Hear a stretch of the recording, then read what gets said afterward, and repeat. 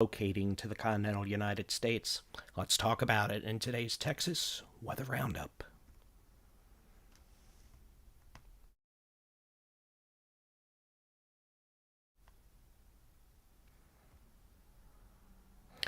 I am Texas Storm Chasers Baldy-in-Chief David Reimer. Good afternoon. It's Tuesday, the 20th of December, 2022. Still recovering from a bout of something after last week's tornado coverage and not having a voice for several days, unfortunately. But we're done with tornadoes for the year. We're now focused on the upcoming Arctic outbreak that you've probably heard about because it's been talked about for a good week now.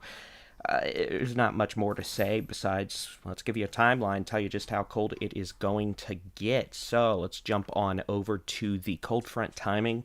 This is off the North American model from this afternoon. Now, this generally tends to handle these cold fronts the best in terms of their timing.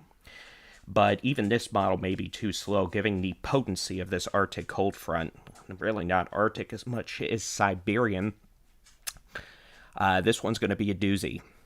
Once the front arrives, you're going to know it. You'll have winds out of the north up to 50 miles an hour and a 30 to 40 degree drop in temperatures.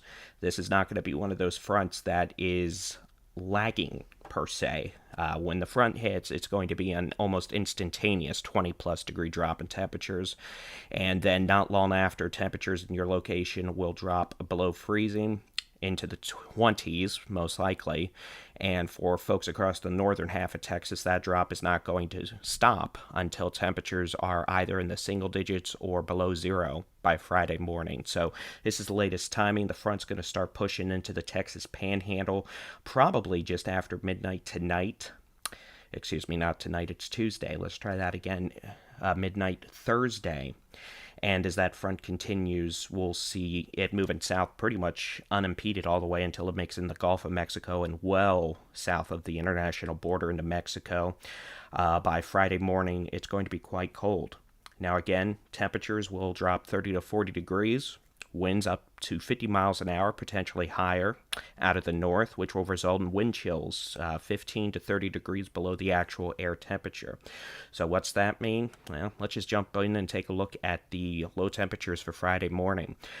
Your eyes are not deceiving you. These are not wind chills. These are the actual air temperatures. Looks like we're probably going to be dropping to about 2 below zero Fahrenheit in Amarillo.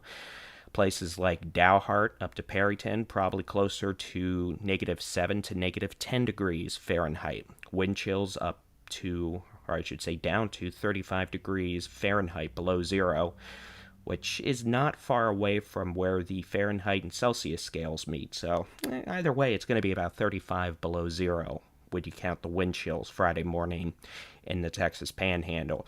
Low temperatures down to the single digits, essentially all the way down into the Permian Basin, the Concho Valley, the Hill Country, North Texas, Northeast Texas, maybe some sheltered areas of East Texas.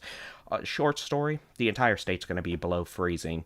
Most of the state's going to be well below freezing, with teens down to pretty much deep South Texas, the borderland, Alpine area.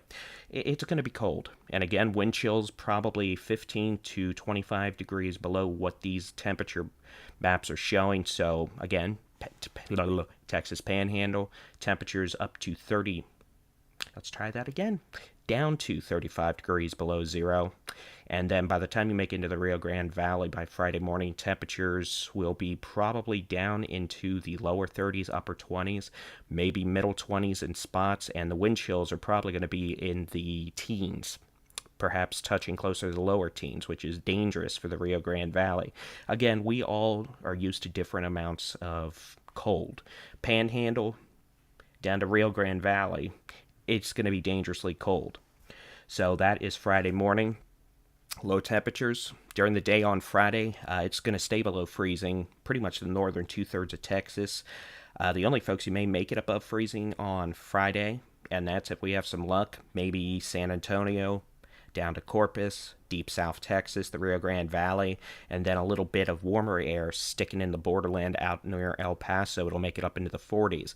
Otherwise, most, if not a vast majority of Texas will stay in the 20s and teens on Friday. Those north winds continuing, so wind chills will again be probably by Friday afternoon 10 to 15 degrees below the actual air temperature. It's going to be quite cold. So we head into Saturday morning, low temperatures again dropping into the single digits across the panhandle. Another hard freeze for all of Texas. The entire state will be below freezing Friday night into Saturday morning. Not as cold for most folks as Friday morning, but it's still going to be a very cold morning for all. And then as we head into Saturday afternoon, we'll be comparatively warmer than Friday and most of Thursday, with perhaps temperatures staying below freezing in the eastern Texas Panhandle, Texoma, northeast Texas, and parts of North Texas.